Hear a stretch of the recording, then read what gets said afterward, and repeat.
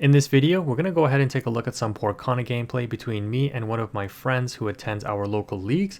Boss Fox Kitchen Table is a fellow YouTuber who is able to record our local gameplay. He has a great setup and his editing skills are top notch. So before you do anything else, make sure you check that description, head over to his channel and check out some of the live gameplay that he posts. He has some insightful commentary and my local matches are on his channel as well.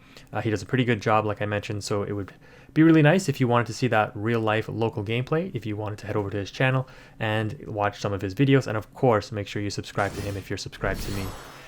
Anyways, starting off here, my opponent is playing Emerald Steel POORCANA, which is the POORCANA deck that I chose to play first, and I'm switching over now to, of course, Ruby Amethyst, because I just think that you have some really good utilization with the evasive cards on this ink combination that are a little harder to answer with the other ink combinations in the POORCANA meta. What's nice is Into the Inklands will likely shake some things up, so it'll be interesting to see how things develop in the POORCANA meta. Let me know in the comment section below if you like POORCANA, if you play it or not.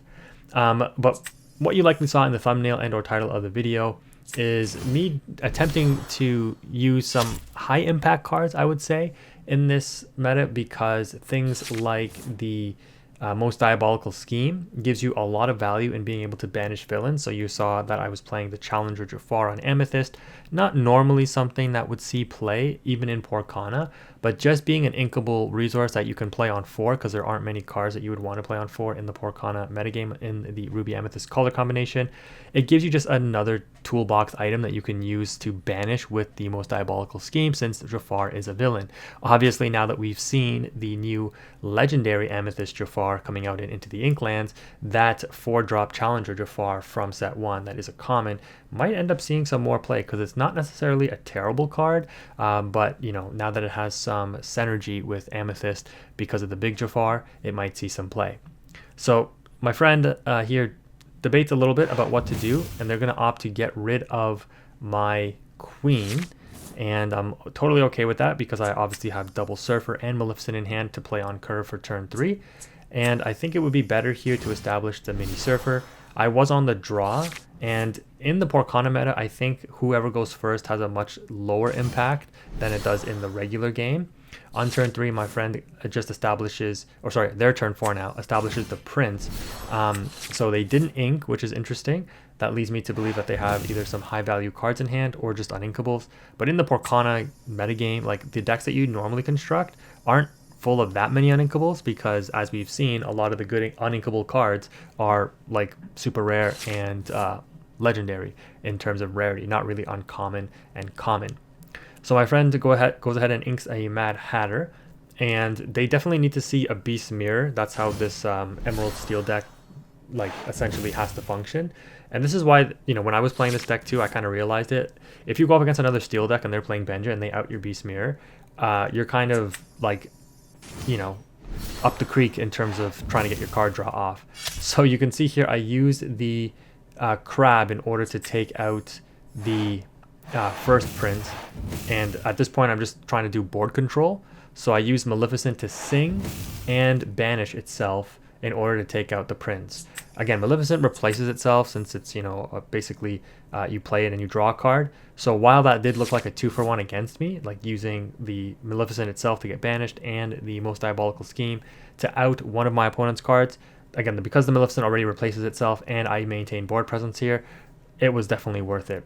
And this is why this color combination in POORCANA can be so good, because you have the removal and you have the questing power that you need. And of course with Amethyst, you also have draw in terms of Maleficent and friends on the other side. It'll also be interesting to see into set 3 if we get additional common and uncommon Amethyst draw cards, which will once again beef up the playability of this color.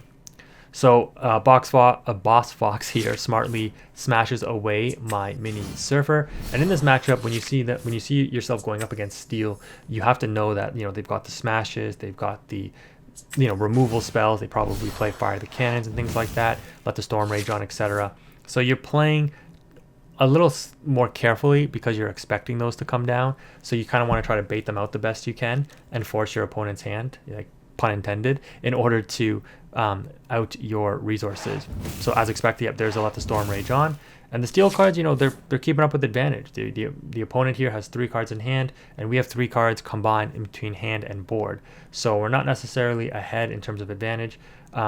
But let's see what they opt to establish. Keep in mind that we do have the extra ink here, and as we move towards the mid and end game, this is where our end game package is probably stronger than Emerald Steel, because while they do have rays that will quest for 3, it is still only a 3/3 body. Speaking of which, there it is, which means that between the crab boosting something up and or just dropping a Goofy on field and or a Tigger in this case, as you can see is what I draw into up the Maleficent, I'm easily able to not only quest for a lot but also just kind of control the game.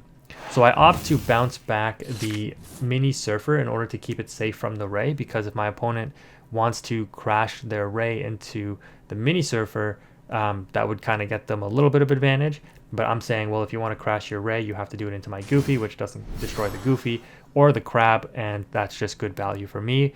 Otherwise, you know, I'm questing for a lot here. Them questing with the ray at this point doesn't do enough to claw back the lore. I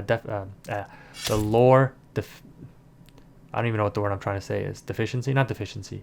Discrepancy? Discrepancy is what I'm trying to say. So yeah, crab goes. The ability doesn't matter. The opponent establishes a Mad Hatter, but at this point it's too little too late. And we draw into yet another Diabolical Scheme, which is really solid here. I don't need to sing this, so I don't know why I did that. I could have just hard casted it. Or I guess I could sing it and establish the Tigger, but in this scenario, like Tigger or Minnie Mouse are doing the same thing. I don't necessarily need the 4/4 body, so I could have just kept the Maleficent on board. Or no, not on board. Yeah, I guess because it was getting banished anyways. Maybe it doesn't matter if I sung it or not, because I guess I could have gotten an extra point of lore by actually questing with the Maleficent instead of singing it. But in the end, it doesn't really matter. 1 point of lore here. So I think Boss Fox kind of realizes at this point that there's not much that they can do to deal with this board, unfortunately. And this is where, again, Ruby Amethyst or just Ruby really starts to shine, because usually in Ruby Amethyst in the regular meta, it's the Amethyst cards that really, you know, shine in terms of like all the stuff that they're doing in terms of card draw and control. But in POORCANA, the Ruby cards are what's putting in the work here, because as you can see, these evasives are going to be able to close out the game for me. Speaking of which, you know, top decking another Goofy here is just really strong. We are going to quest up to 19, and with the opponent on 3, there's not much that they can do. So well fought match. You know, I just got a little lucky in terms of my draws towards the mid and end game there, getting into all those evasives. And the nice thing too about them is if you draw them early, they are inkable. So again, just another thing going for this color combination. And yeah, I think all around Ruby Amethyst just looks to be a very strong pairing. But that's going to go ahead and wrap up this video. If you made it this far, thank you again for watching. And please remember to go ahead and check out Box Fox's Kitchen Tables channel. He does a great job in providing some local Lorcana content, really high quality recording. So thank you again for watching. Quantum is out.